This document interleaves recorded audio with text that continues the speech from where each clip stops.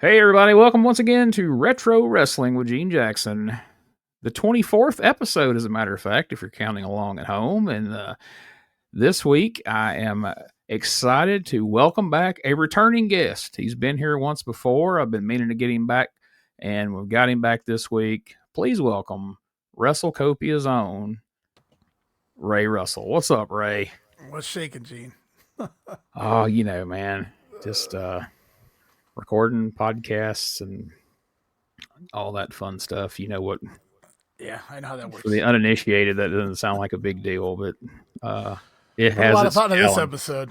I got 80 pages of notes here, so That's whenever good. you're ready. I do appreciate the prep work that you put into these things, even if you're Absolutely. thrust upon you at the last moment. But so they like you're the hardest working guy I know when it comes to podcasting. Like you've got all these great podcasts going already, then you're constantly inventing and having new ideas, new concepts, new shows, and to kind of make sure that you're covering all the bases that can be covered for nostalgia pro wrestling.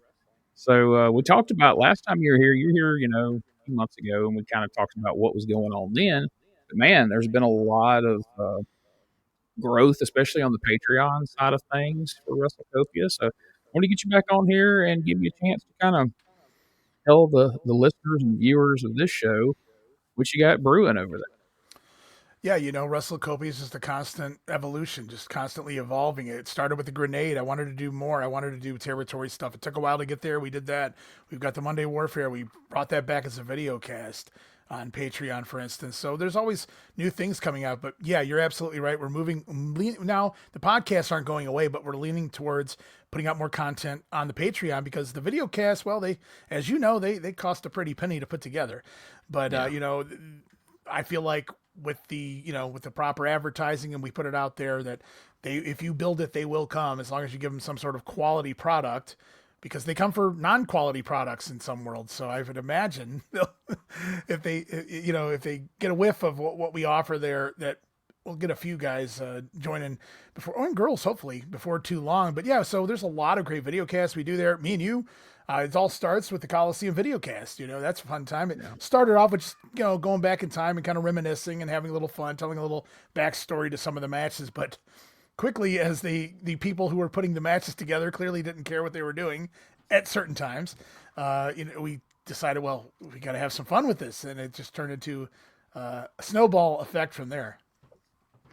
Yeah, man. Like I have such great memories of those old Coliseum videos. Like I can look across the room over here and see a video rack over there of all the old clamshell Coliseum videos that I try to break out at the beginning of these things. But Yeah. you know, I guess going back and watching them now and us watching them together and having to talk about them, you start to realize like, boy, some of these aren't as great as I remembered. And maybe they're fun in ways other than how they intended. Yeah. But every now and then, though, you get like a rare gem in there, like a Terry Funk versus Lanny Poffo, where you go in with very low expectations and you're like, holy shit, this is so much better than I remembered. So it balances Uh, itself out, right? yeah. Lanny with the Ron Jeremy mustache and eyeballs. He's having a good time selling for Terry Funk in that match. Yeah, but you go back. We've got about 20 of them in the can now, so there's plenty to stockpile there to go check out the Coliseum video cast. Just a lot of fun, a lot of clowning around, but having a great time and going back and reminiscing. I think some of that growing up and watching those back then and enjoying them maybe more so than today. Not that some of them aren't good. They absolutely are, but the ones that maybe I had fonder memories of 30, 40 years ago, probably because we didn't have a whole lot to choose from back then, right? So it was just Yeah. cool to see the competitive matches. So, but there's hidden gems like you talked about, Big John Studd and Haku. Who knew? Two guys just clubbering each other, maybe. So it's a fun Yes. time with the Coliseum video cast. And when I busted out the Coliseum video cast, along with that came, we were covering some of the pay-per-views for the Grenade Show, where it coincides with the 1988 WWF run. And we went back and we did a couple for 87, WrestleMania 3, Survivor Series 87. We've done WrestleMania 4, WrestleFest 88, SummerSlam 88, and most recently, the awesome Survivor Series 88. What a great time that was. Yeah, man, I had been hyped for that one for months, just waiting for that to get here. I always watch it at Thanksgiving time. I didn't this year, just saving it Same. Yeah. for the watch along that we were going to do, and it didn't disappoint, man. It was a lot of fun, and we had a lot of fun with it, and so and it's really cool to hear that people are enjoying it. They're voting. You put up the pick 'em time polls each That's month, right. and people are having fun voting for those. Sometimes I think they're just messing with us, but Yeah, I you believe that. turn that on Seer for April Fool's Day and messed Captain with them back. Lou. Yeah, well, But then that's what. again, ultimately, I think he messed with us. So I don't know Yeah. who won that round. We'll call that one a draw, maybe. Yeah, that's true. Sometimes you got to cut off your own nose to spite your face, and that's pretty much what that was with the old Captain Lou Albano videotape. But some people like Lou, But one thing I do with the Pick'em Time poll, for those of you who aren't aware, even a free member of our Patreon can go and vote on the Pick'em Time polls. And I think a lot of the freebie people are just having fun with us, because anybody who's actually paying for the VIP Superfan tier, I don't know if some of the choices, but for the Yeah. most part, I think they get it right. We've got up right now the last chance Pick'em Time poll for the 85, 86 releases. So go vote right now, patreon.com/WrestleCopia, guys, because this is it. We're going to move into 1987, going to keep with the times here in regards to, we're moving on to Best of the WWF Volume 11. So we're going to try to finish up as much as we can of 85 and 86 releases and go into another year, as I looked ahead, we lose the intro, the very famous intro, the music with the Yeah. dun dun dun, and we lose that. We get Craig DeGeorge hosting. I mean, there's a lot of things going on in 1987. We even get some luscious Johnny V in there, and Oh, so fuck it, that's cluck it, jug it. Oh, can I cuss on here? Sorry about that. oh Oh, sure, you can probably say with scrambled eggs, Grandma. yeah. Johnny V's another one, kind of like Captain Lou, where I even kind of enjoyed him as a kid, and then when you go back and watch him as an adult, like, ooh, Can't watch it. man, I can't. oh, I can't do it. this isn't as good as I remember. Oh, But I got some favorite Coliseum videos that now that we're moving into '87, I'm looking forward to Jake the Snake Roberts is a fun one. I always liked you know Hulkamania 2 and 3, so some good stuff coming up. So I'm looking forward to those. And Heart I know you're not a Foundation. We big get Hulk Hogan the fan. Brett Steamboat match is on the Heart Yes, Foundation, Tim. Yeah. So absolutely. So fun stuff there. I always enjoy doing the Coliseum video cast, but that's just this like you say, that's just kind of the appetizer for the real treats you've got going on over yeah. there. Things. I mean, I guess we'll save that for last. But you've recently um, breathed new life into the old Monday night um, Wars Yeah. series that you call the Battles Within. Yeah. Uh, The Monday so Warfare. the Monday Warfare episodes, and so which I mean it worked. It worked great as a podcast. Maybe not ideal with who you're doing it with. I don't know the guy. I'm not going to bury him here, but man, it really lends itself to a video cast. Um, it's I don't know. It's some people's like guys like us, like our age group. We have a real fondness for the '80s, and the more I talk to people, there's probably even more so a group of people whose real fondness is the Monday Warfare era, the Oh, sure. Attitude era. So this is going to be something that's really going to get them excited. I think it's going to be some people once they get to see some of these samples you're putting out there. That's going to drive people to the Patreon. So I'm excited for that. I'm excited for WrestleCopia for that, and there's a lot of it to look forward to. And you're not just doing the reviews of the Monday night episodes, but you're also doing pay per views and everything leading up to it. So tell us a little bit about the whole concept for the Monday Warfare series, especially as a video cast as it is. Yeah, so like 5 years ago, we started up the Monday Warfare show. Well, shortly after we started up the Grenade show, and the idea is we dissect week to week what was going on behind the scenes, the news, the observers, the torches, anything you can find, and we discuss all of the big news and everything going on, pay per view results, whatever it may be, and then we go in, we compare Raw and Nitro, we break down the matches, everything you see on TV, everything going on behind the scenes, may explain why what we're seeing on TV. Of course, we look at the ratings week to week. We decide who we would choose. If we get to pick the winner that week, we decide, did the fans get it right? You know, in our opinion, and also segment of the night, best segment on Raw, best segment on Nitro.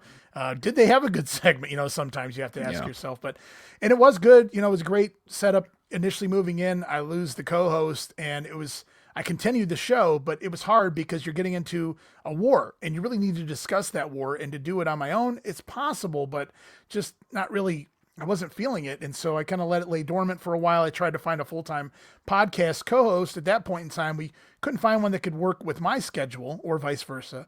And so it just kind of laid there for a while. And I said, what if we brought this to video? What if we brought this to life and we brought in, you know, whoever can make it, you know, just whoever, everybody remembers the Monday Night War if they were around for that time period. And you're right. I was an 80s baby, and I was born in 1980. I lived throughout that decade. That was my decade. Maybe early 90s. Monday Night War, though, there was like a resurgence there for me. I loved ECW, especially throughout 96 into Barely Legal. But Monday Night, you know, there was a lot of new talent coming in, the influx, the cruiserweights, this and that. So there was a lot to get into. The initial NWO push before it got stupid very quickly. There was a lot of cool stuff going on throughout the Monday Night War early on. I'm not a big Attitude Era guy. So, when we get there. But so I took a poll on the Patreon. I said, do you guys want us to pick up where we left off, which was going into SummerSlam 96? Or do you want me to start from the beginning and then maybe retell it with video, but also maybe some new news and new, things like that. So, and honestly, right out of the gate, going back and watching Raw Nitro for the first head to head or either the debut Nitro again, I go back and I look at my notes that I took 5 years ago. And I think, I don't want to say a 180, but very differently than what I thought even 5 years ago about some of the stuff I'm watching. So it's fun to go back and now do it again with the video. John Paz has joined for the first couple episodes. And like you said, we're going to cover the pay-per-views that go along with it right now. Fall Brawl should be out anytime now also. But that's going to be part of another tier, the ultimate tier at the Patreon as well. But we're going to be covering the big ones. We're going to look at that from beginning to end. And even a little bonus, we went back and covered the live pre-show main event, 60-minute pre-show prior to Fall Brawl. Some matches on there, including the debut of Eddie Guerrero in WCW and Disco Inferno's second appearance as well, he was still fun then. He wasn't annoying yet. Yeah. Yeah, the early Disco Inferno was very, very fun. He moved away from that eventually. But, I think, honestly, I think the rotating co-host really, that show, if anything, lends itself to that, because if it was you and a regular co-host, I think it'd be hard not to fall into pretty soon. People be like, all right, I know how Ray feels about a lot of this. I know how the other guy feels about it. But that other wild card coming in and out of there, it's going to be a little less predictable. Like, well, okay, we know Ray sometimes leans toward this, but what's this guy going to say? So I think that makes it fun. I actually think if any show lends itself to having, a rotating co-host, second chair, that show definitely does. So I think that's really going to work in your favor. I know it's not always easy to wrangle another co-host as far as that goes, scheduling wise and all that kind of thing goes. But I do think it's going to make it fun for the viewers. And I love that concept of you guys watching the show, analyzing everything, reading all the news, and then you telling who you think won the war that week. That was an aspect that I really wanted to make sure that we plugged into the USWA podcast, and where I wanted multiple co-hosts. So at the end, we could say, like, all right, what was good, what was the bad. Right. And with Memphis, you had these Monday night cards. Like, would you go to this card? Because I think it kind of gives you a destination in these things where it's not this like, hey, we're bullshitting around and then we're done. At least you get to the end and you feel like you've had a purpose to all this. So I really love that aspect of these shows as well. Yeah, I mean, it's I laid the format out. It wasn't something that naturally, came about as we progressed through the shows. That was the formula walking in was Okay, well, yeah, Nitro. But I remember there were times when I would look at the ratings and go, how did so and so beat this? They had this big match, and so that just it kind of came natural to me. Was there's times where I think the fans got it wrong. So Yeah. and certainly maybe over those 83 weeks, there were probably times where maybe Raw was a little better, right? So I'm looking forward to get back into the 83 weeks. And we just started really getting into that time frame when we ended the podcast version, but it's fun to be back. And I agree with you, a different dynamic is great because now we don't have me here shitting on Hulk Hogan every week. Well, maybe we will, but we don't have Steve on the other side defending Lex Luger every week, even when he's Lex Luger. But that's just Yeah.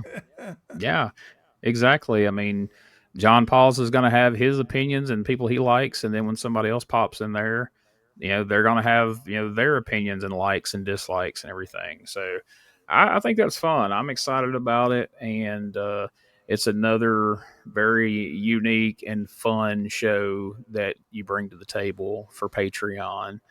But perhaps the heaviest hitter of of the Patreon, the one that you really can't find anywhere else is the video cast that you're doing with Dan Kennedy, right? I mean, that's yeah. really the footage you guys are watching is just pristine, really, really good looking footage and stuff that's not just out there everywhere that you can just Right. go on YouTube and see on a daily basis. And my God, if any American that we know has dedicated their life's work to learning about Japanese Yeah. wrestling, it's Dan, right?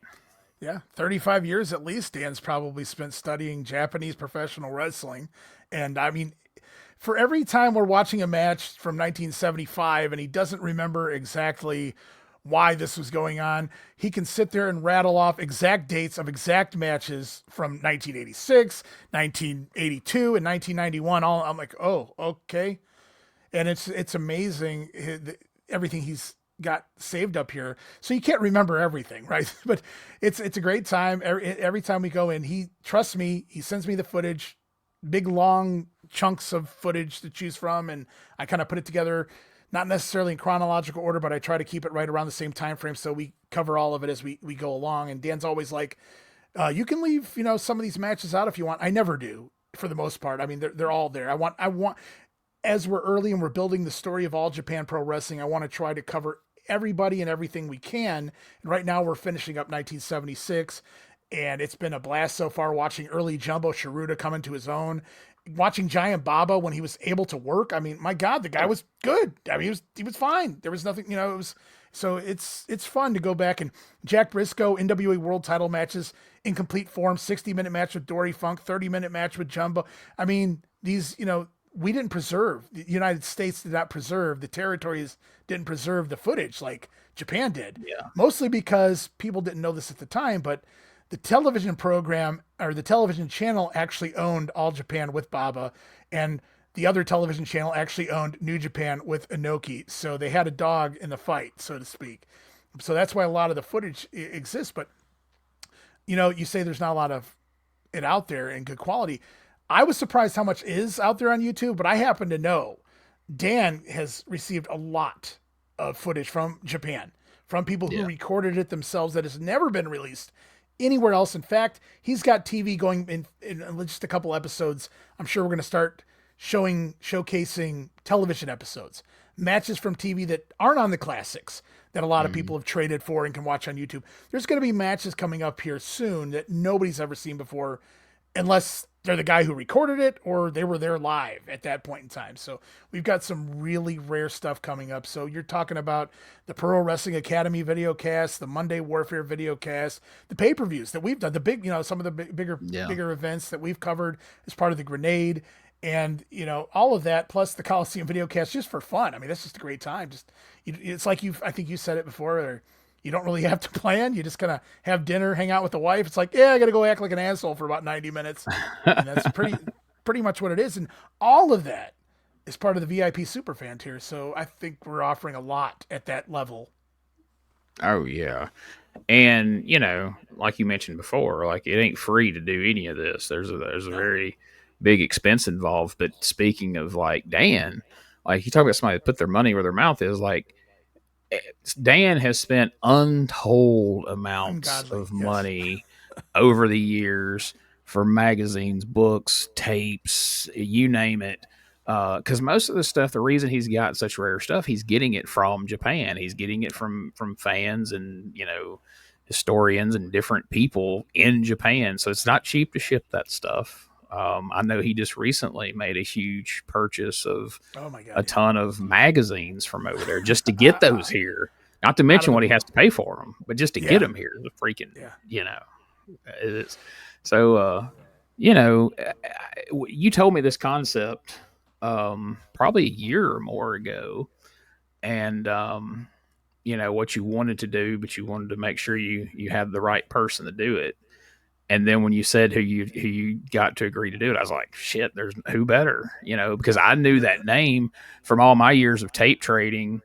Most of those lists, it would say Dan Gennety's All Yeah. Japan Best Right. of or whatever. So he's Yeah. like synonymous with that. So you went out and found the best of the best and as you go down the line in regional wrestling, like you find people who know their stuff, and just find some rando like, hey, are you willing to sit and rattle off some shit you don't know anything about? Like, you got people who have either done the work and done the research, or they were there, like Vandal Drummond. On my way back and forth to work this morning, I listened to the most recent regional wrestling, where you was talking to him about California, and Yeah. he was there watching it. But you've also you've had Jeff Walton reach out, who's probably the foremost living expert as far as being in the office and having direct knowledge of California. Who better than that to follow up with your questions about California and that particular time period? Yeah. Yeah, Jeff was a jack of all trades behind the scenes, on screen, and as we know, he even became Tux Newman in Memphis '85. So, yeah, no, he dropped me an email and kind of said, much respect to Vandal Drummond, who was a super fan at the time and obviously became a lucha libre expert. But obviously, Jeff was working behind the scenes, so he said, "Hey, man."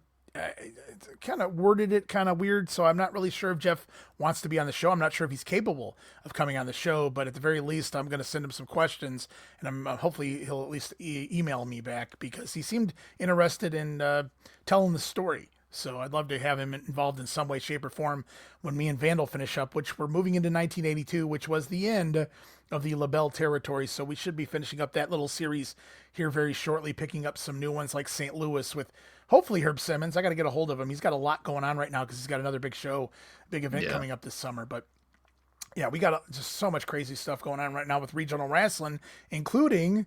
I'm not sure if you caught this yet or not, but as part of the ultimate tier, not only are we doing the big ones, which we've put some advertisements out, a lot of the big events, the pay-per-views, the super shows, if you will, but we are now also going to be bringing you a video cast called Regional Wrestling Unreeled. That's REELED, Unreeled.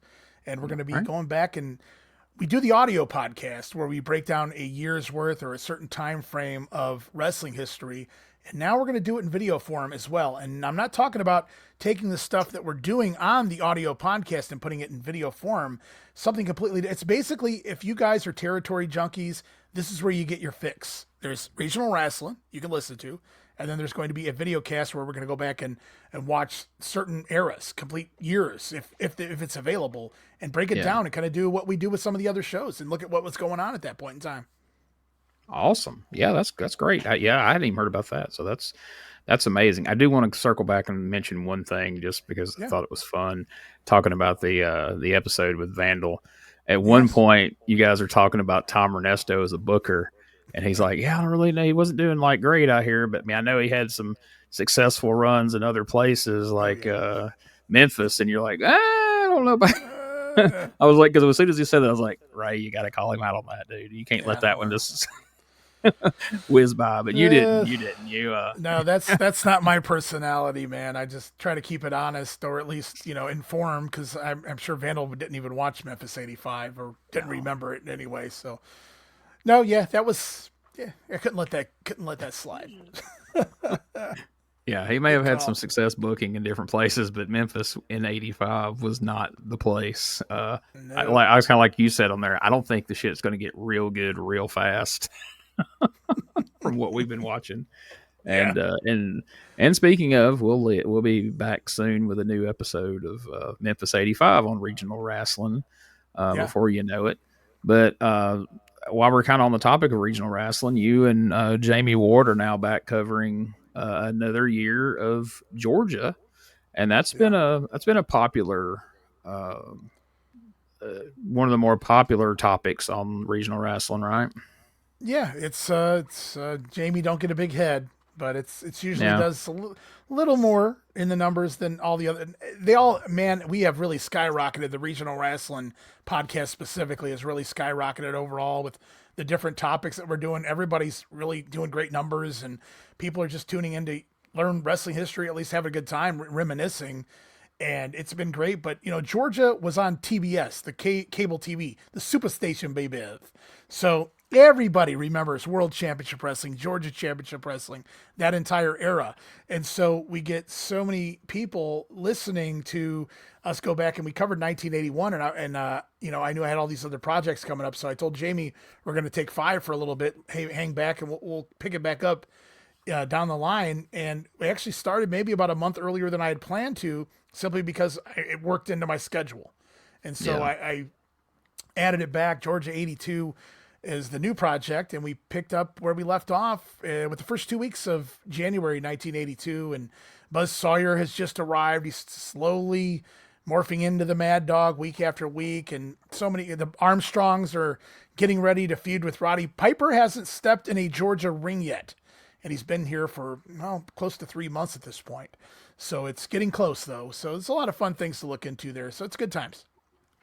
Mr. Rod Piper will be getting there. Rod Piper.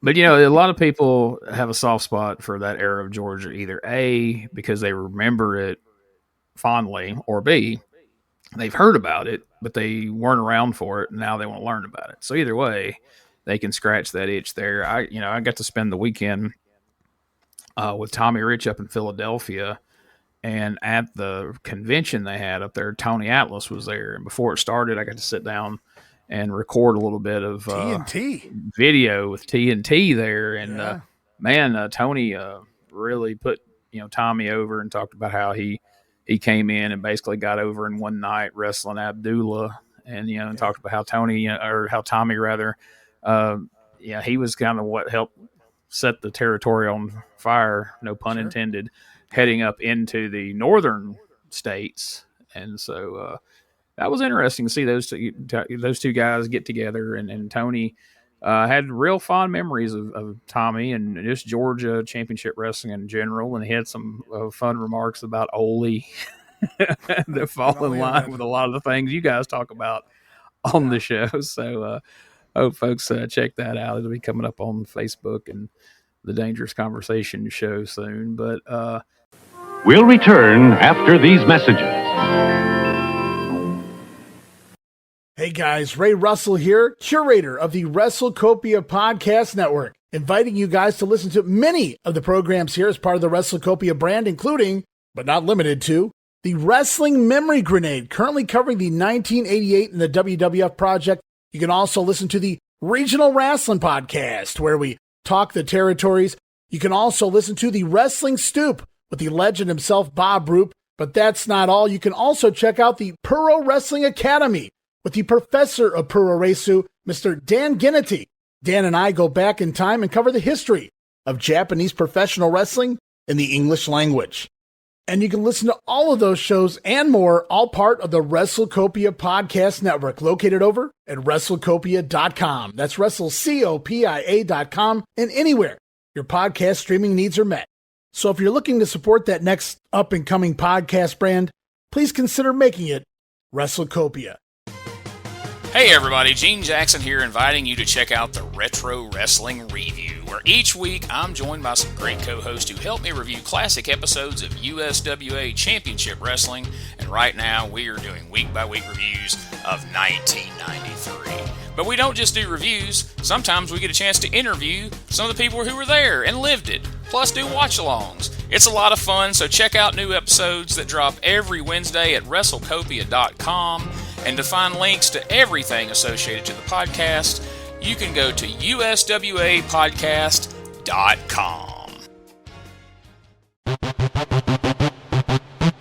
Ladies and gentlemen, welcome to Give Me Back My Pro Wrestling, the podcast that's based on the old school but can still help you find the good stuff from today. Jimmy Street and the Plastic Sheik, Jared, are the undisputed tag team champions of the wrestling podcast world. From thought-provoking topics to superstar interviews to action figure expertise. This team does it all, and all they ask is, give me back my pro wrestling!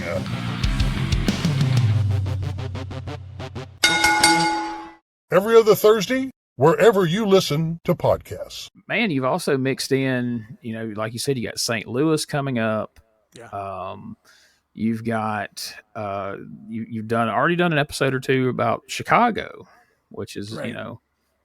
Kind of breaking new ground with the regional wrestling show. So, is there anything that's, even if it's way off in the distance, but other things you've got simmering that we haven't heard about yet, perhaps? Well, Steve Crawford, we've been covering that 77 Tennessee split with Goulas and Jarrett and all that, and Welch and everybody involved there. And I talked to Steve, I gave him a few pitches of ideas of these are the topics we could discuss if you want to, do a project with me. And that was the one he picked. And I was so glad that he did. But, a couple other ones that are laying there on the table still. One of them, Steve watched a lot of it, was ICW, the Paphos ICW. And I know with, my availability to Bob Roop, I can get some information to him. There's a couple of great ICW groups on Facebook, and I really haven't reached out to the people involved, the guys that really know what's going on from that era and from that territory. But I would love to put something together. I feel like that's going to require more work than the territories that were much bigger, because there's a lot less people that have the knowledge. But it would totally be worth it to be able to go back and kind of dissect even a year here or a year there, whatever we could come up with to put it together. That's something I really want to do eventually down the line. I don't, there's so many different things. Dallas, I have Dallas ideas. I have Portland. I want to do Portland. I'll put it this way, I'll do it right here on the show.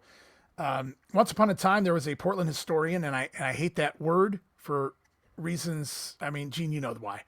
But but if I was going to call somebody a historian, I would say this guy's a Portland historian. Totally give him credit for that. Yeah. And he came to me one day, it's been a couple years ago now, and he said, when I said I was looking for people to do the regional wrestling and to cover Portland, and he said, I'm retired and I can do this any day, anytime, whenever. I would love to, get this going. I said, awesome, cool, I'll get back with you. And a couple months later, I got back with him. No response. That's peculiar, but it happens. No big deal. So waited, another month. Didn't want to pester him. I said, hey man, just reaching out again. Didn't know if you got my last message. And his response was, well, you don't want me. You want so-and-so. I thought, well, that was really weird. He's like, I'm just not that good at it. Meanwhile, I realized he's a historian. So I thought that's peculiar, but what happened? The very next day, he does an interview that drops on somebody else's show. So politics, even in podcasting, I guess. So, it fell through after I had promised we were going to be doing Portland. That's why, if anybody's curious, like, what happened to the Portland he promised? Well, that's what happened. I have no control over it when somebody backs out of their offer. I can't pay the guy, right? So, I mean, if he's doing it for, with passion and getting it out there, I would love, if you go back and this, even when we have fun with Memphis, we're still breaking down every frickin' day that we have results, all this, everything going on in the territory, everything, right? So, and I do that with Georgia, and I do that with anything we cover. I like to cover every base that I can and discuss it at length and give it, get the story out there. And if I don't know what the deal was, but unfortunately, I guess you could say it fell through because I was kind of dismissed and pushed to someone else. And that's just the way it was. So hopefully down the line, we will have someone else who has deep knowledge in the Portland territory, because I would love to break that down. on a week by week or a month by month, just kind of look at the guys in there and everything that was going on and tell the story properly and just push that territory because it doesn't get the justice it deserves. No, it doesn't. And I was really excited about that. Like that was one of the ones that came up, and I think I even told you a couple of times, like, man, I'm really excited about this Portland thing because, while I was in the South and I had access to Memphis and Continental and Jim Crockett Promotions and all these different things, Portland was something I only knew about from the magazines. That's really my only exposure to it. Eventually, when I got into tape trade and I got some tapes and saw some sporadic, different like not week by week type stuff. So hopefully somebody steps forward and you can pursue that in the future because it's an interesting territory, and I really took an interest when Captain Nick was promoting the Portland Expo.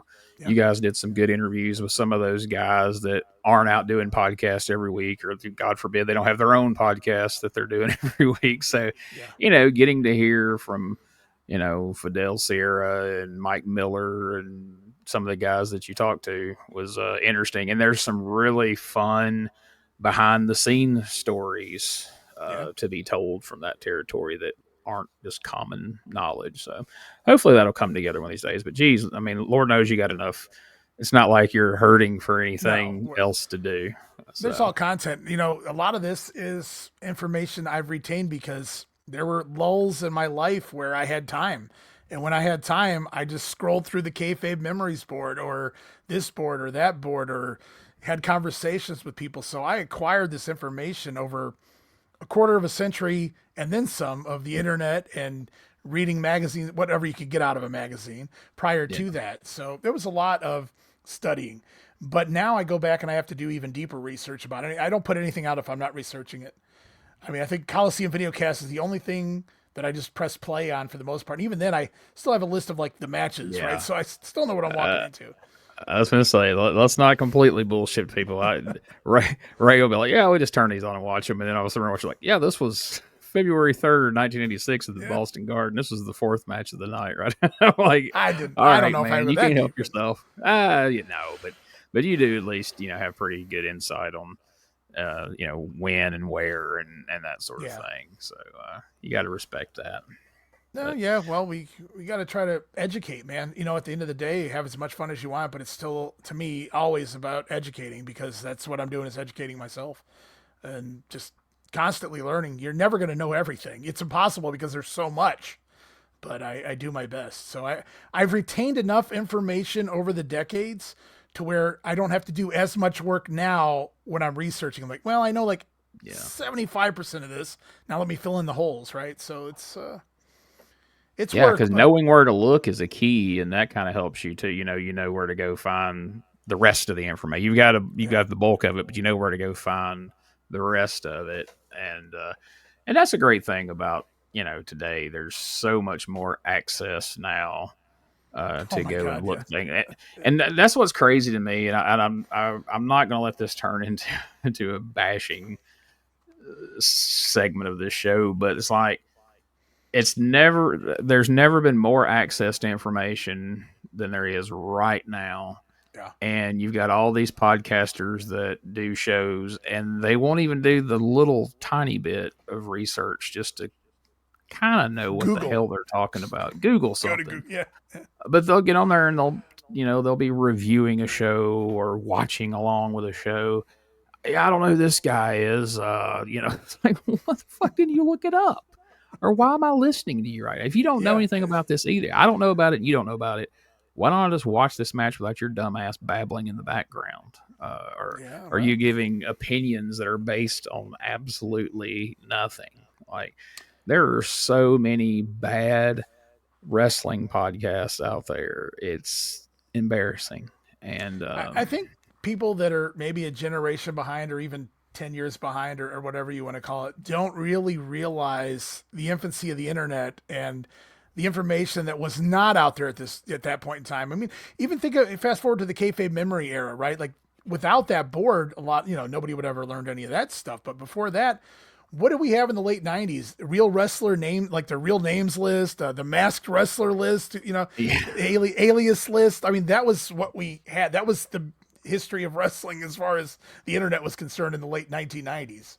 And was a huge revelation. I remember sitting in the high school library with me and my buddies like, oh, God, that's his name? What the? Oh, that's who was under the mask? Holy shit, that's crazy, you know? Yeah. But it was big. It was a big deal at the time to finally get to find some of that stuff out because I wasn't subscribing to the dirt sheets as a freaking teenager. Or I've never subscribed to one to this day, but I just, you know, I didn't even know what the hell those were until years and years. I was already involved with wrestling before I heard about those. And so, yeah, man, the fact that you can go and look all this stuff up and you can find out anything you want to know about anything. So for people to take the time to sit down in front of a microphone to talk about something and not do any due diligence to find out as much as they can about it, simply like you said through Google, is to me is just a slap in the face, and it makes me mad. But you know.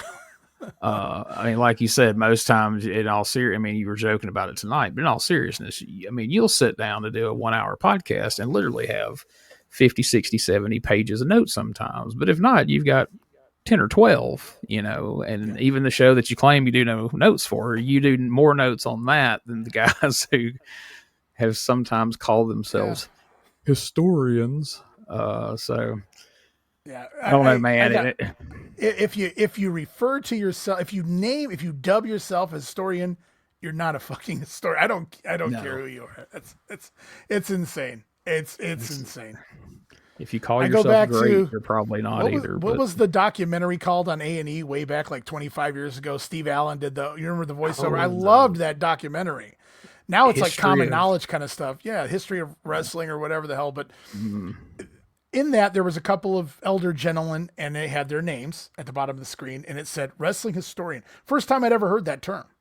And I said, that's awesome. That is what I aspired to be the minute I saw it. I said, that is the greatest phrase I've ever seen in my life. But today, I would, first of all, I would never refer to myself as one. But, oh my God, I don't aspire to be one anymore. I'll put it that way, right? So. No, it's almost embarrassing. Like I've got a couple of friends who will refer to me as that oftentimes and say that on the podcast. Well, you're the historian. I'm like, don't say that. Like, no, don't do that because you're going to lump me. They're like, yeah, you are. You know all this stuff and you read all this stuff. Like, yeah, I do that, but that doesn't make me a fucking historian. And for what passes for a historian these days, you know, the people, like you said, if you call yourself, if you have to announce to everyone that you're a historian, you're not a historian. It's like you might be a redneck. You might not be a historian if you call yourself a historian. If I have to tell you I'm the great Gene Jackson, I'm probably not that fucking great. So, you know, just take all that for what it's worth. But anyway, like I said, we weren't going to let this deteriorate into a great no, but I think about, all the different things that we hit and all the different, shows that I have and all the different people I work with in regards to doing all the different territories and things. And even doing the Grenade and the WWF, which I grew up on anyway, but to go back and see the behind the scenes, everything week to week, that's a lot of history, right? And I'm not going back to the story name, but that's just a lot of different ground to cover. So, if a podcast skips a week, you get the people that only listen to that podcast. They're like, where the fuck's the Grenade? Where the fuck's Bob Roop? And it's like, piece of shit. I got a guy, recently on the Patreon. He was upset. I put out like 17 video casts, but not the one he wanted. And so he was like, fuck that. And I'm like, I'm sorry. The other 17 didn't fill your void.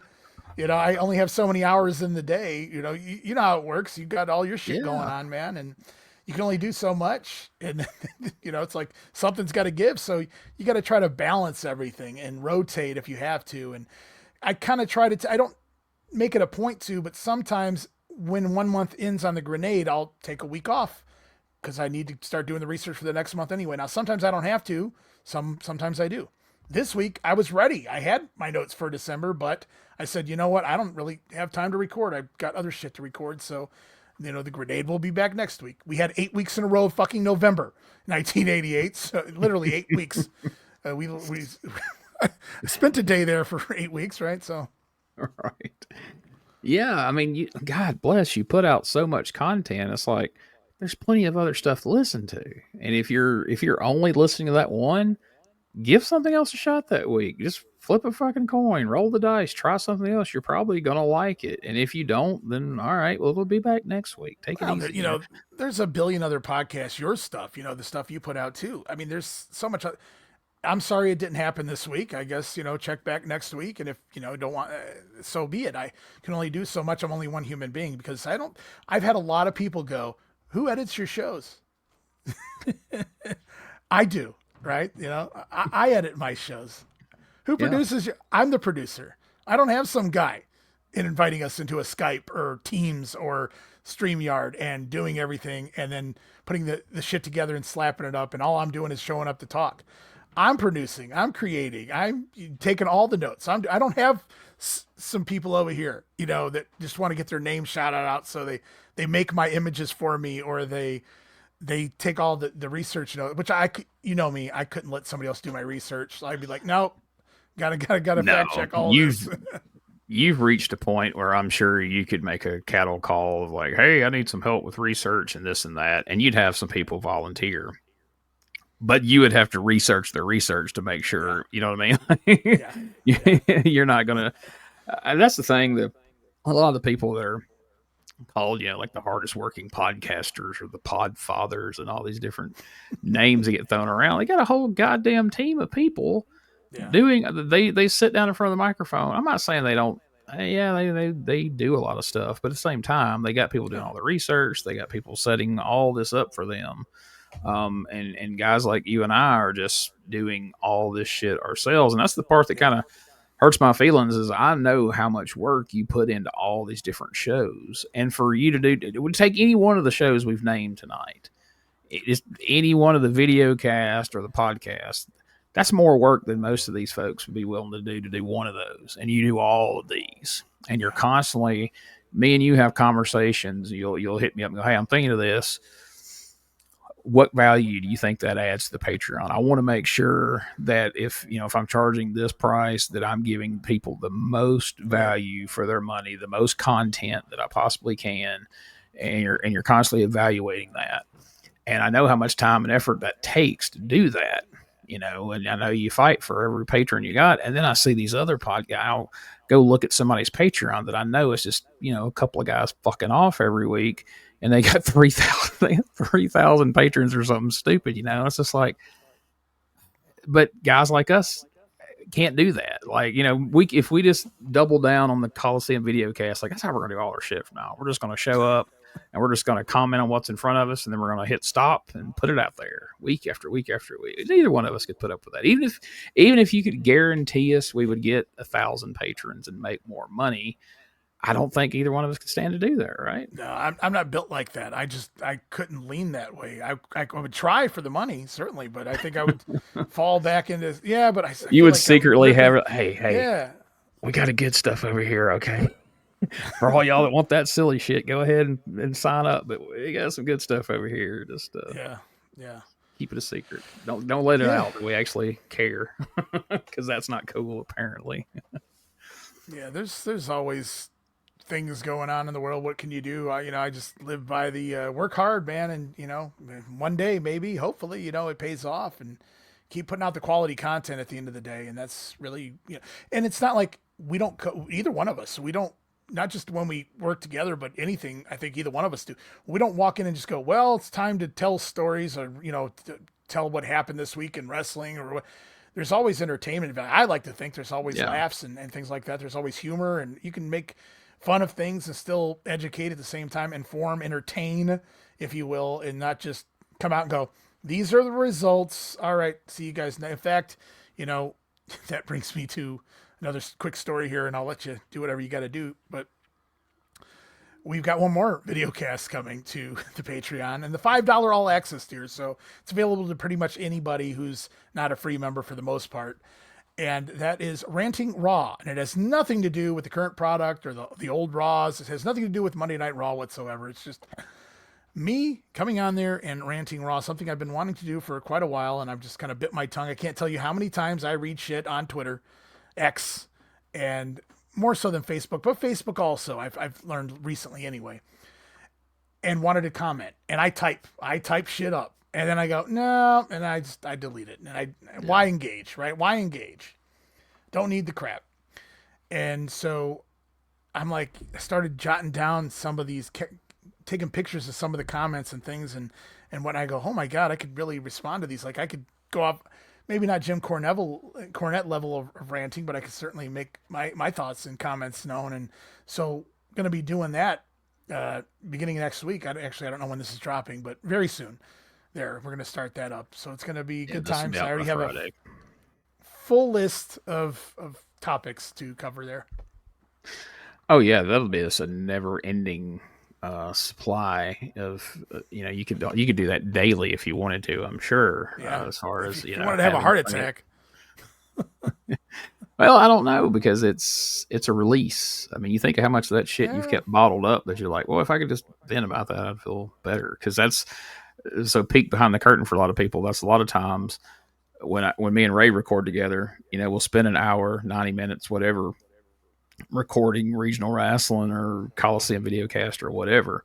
But then after that, we'll probably spend 30 minutes to another hour venting about whatever stupid shit we've each read online or whatever, bug we have up our ass about some other podcaster or whatever. And then we vent amongst ourselves. We're not recording at that point. And we move on. But when you told me you were going to do this, I was like, I like it. I look forward to checking it out. I may even start throwing you some stuff. Go, hey, why don't you talk about this? Yeah. I'll take topics. So that'll be interesting.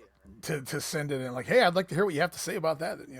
That's totally fine. I've told the patrons to do that already. So, yeah, I've found a nice group of topics to start with. So it'll be fun, no doubt about it. That's cool.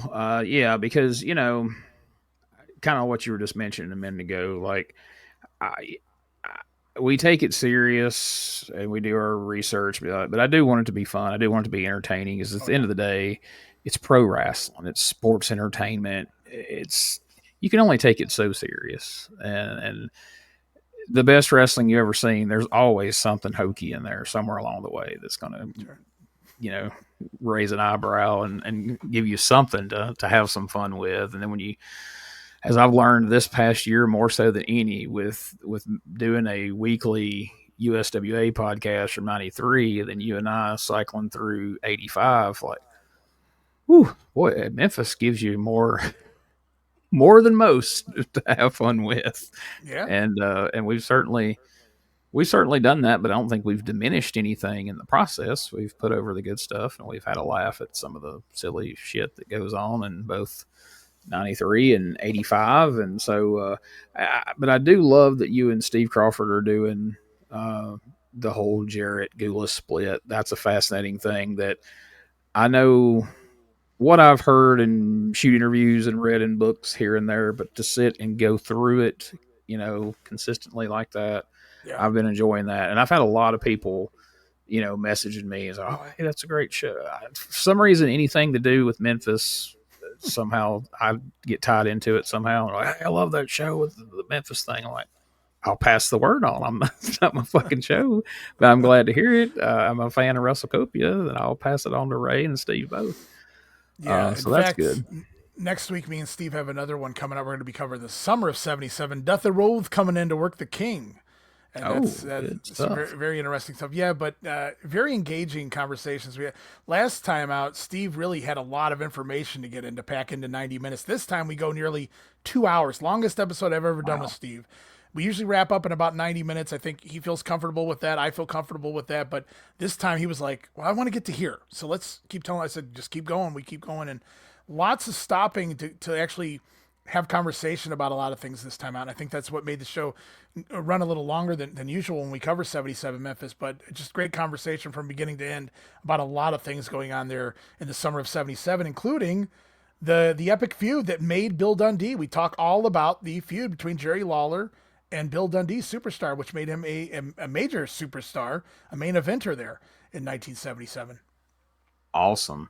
Hey, I'm looking forward to that, because to me, that's where you can really learn a lot, is in the conversation. The more stuff comes out. I mean, you can skim through, you can go through notes and hit, high points and everything. But it seems to me on any of these podcasts, if you have people who know what they're talking about, who's done their research like you and Steve have, the conversation is where more details come out and little things like, oh, I didn't know that. I'd kind of heard this main thing over here, but I didn't know this little side fact over here. So that's awesome to hear. And, you know, you and Steve haven't done a podcast until this series. And so each episode, you can tell you guys are starting to gel a little more, getting a little more comfortable. You're starting to learn each other's rhythms and things.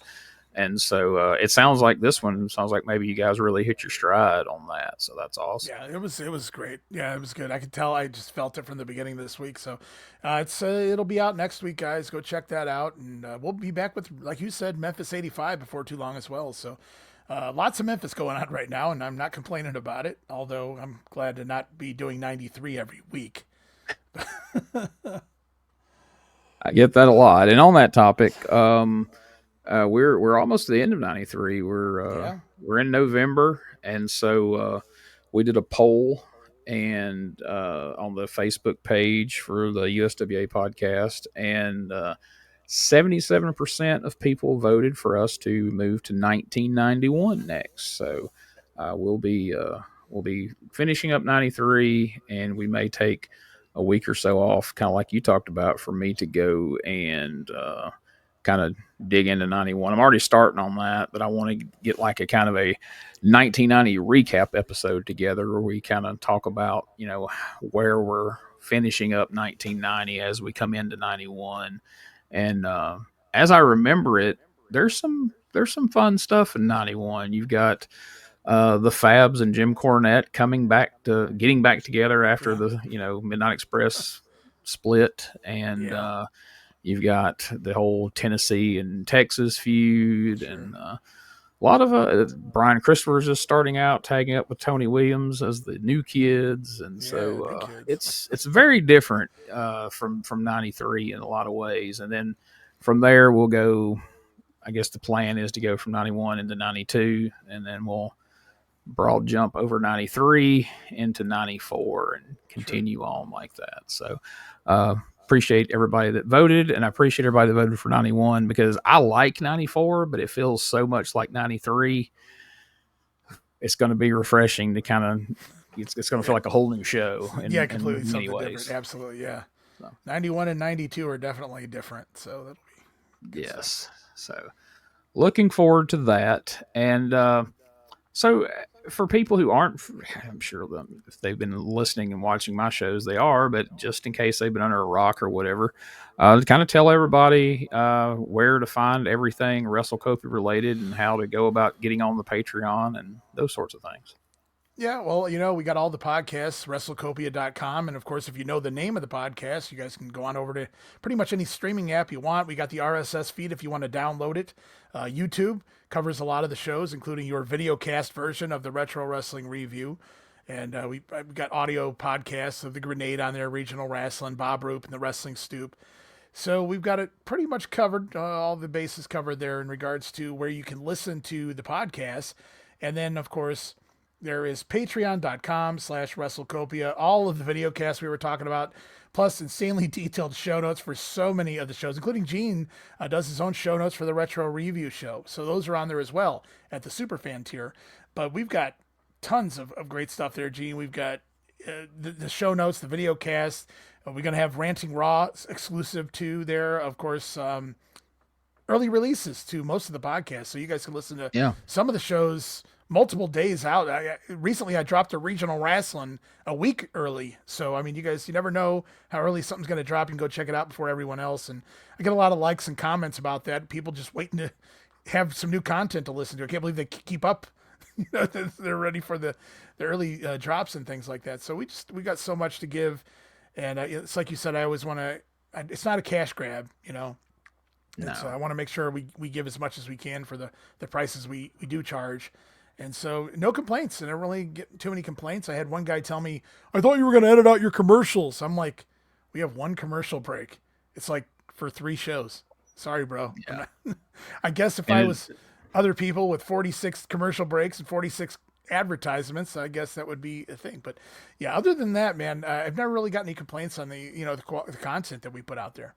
So. And they're just for your shows. It's not like there's dick pills and, yeah.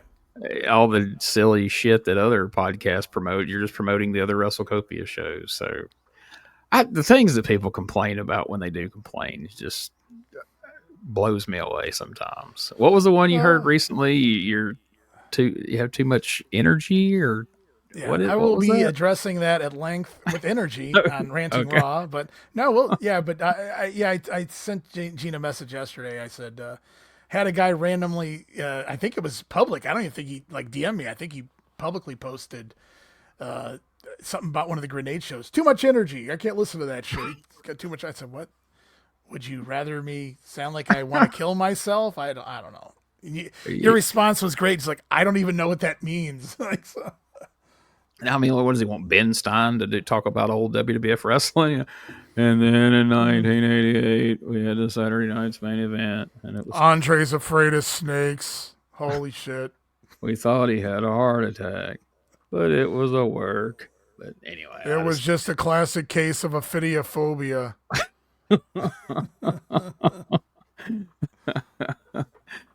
oh man, but yeah, man, I can't recommend WrestleCopia enough to everybody, anybody who, you know, I find out it's an old school wrestling fan. I'm like, you got to go to WrestleCopia. Like if you can't find something at WrestleCopia you like, then you don't like wrestling. You don't like old school wrestling. Just stick to watching AEW or whatever the hell it is you are into.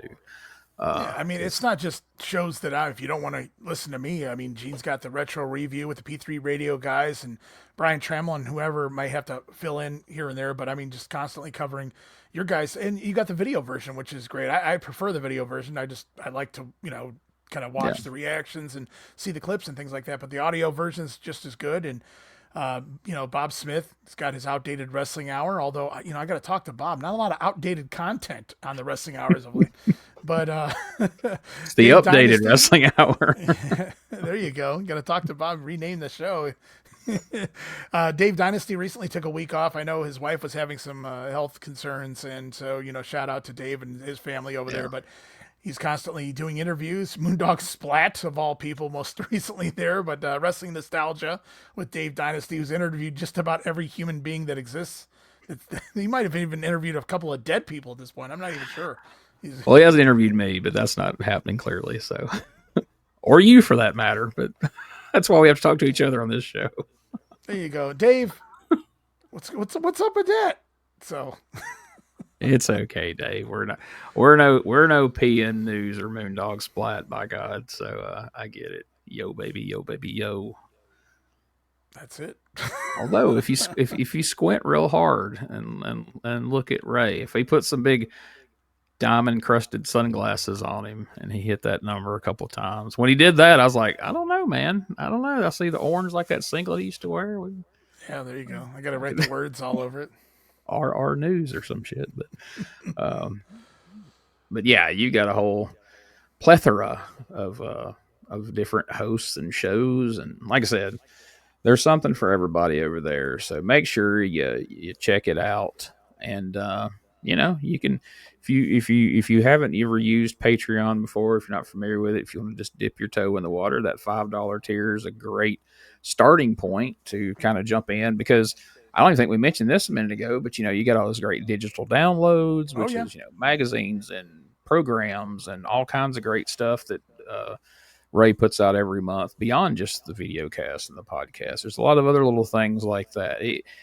He gives you a ridiculous amount of content for what you pay over there. And once you get into that, you see what all's there and the backlog of stuff. I mean, if you're just joining today, my God, I don't know how long it would take you to go through everything that's already there, and then join the VIP tier. Join the tier with the big ones, because, man, like you said, you're going to be following along with the Monday Warfare, but then you're going to be throwing in other pay-per-views and big events, and so it's always something. And there's never a week where anybody's like, "Oh, he hasn't uploaded anything." Like, it's constant, If there is, then you might have to worry, about me. Yeah, like, don't be getting like, "Oh, you didn't upload anything." Well, then there's probably a fucking problem somewhere. Send out the search party.